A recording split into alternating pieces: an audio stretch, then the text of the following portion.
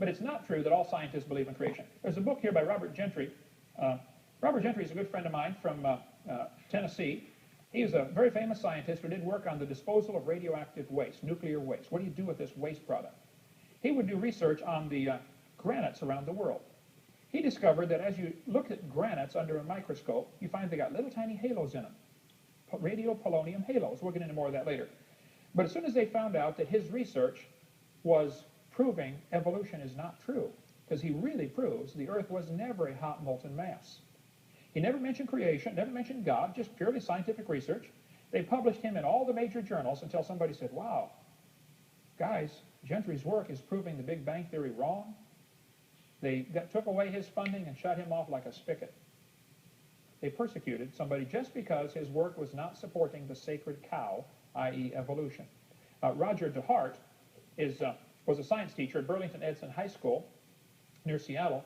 He was told, they brought him into the office and said, you cannot tell your students about errors in the textbooks. All he was doing was bringing in current science journals. Here's a textbook that says the baby has gill slits, like we covered on video 4.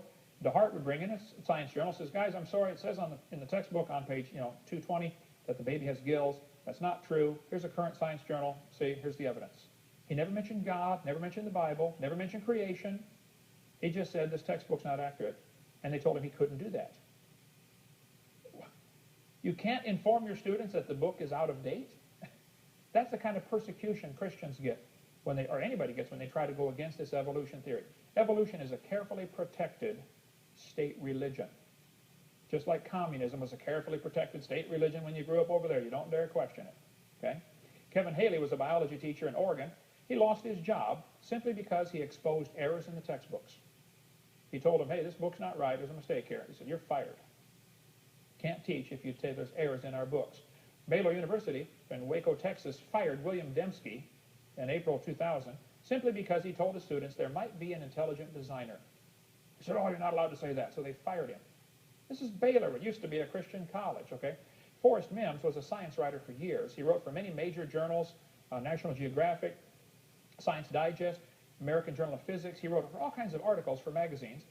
But then when he applied for a job at Scientific American, he was denied. They said, you can't work here because you are a creationist.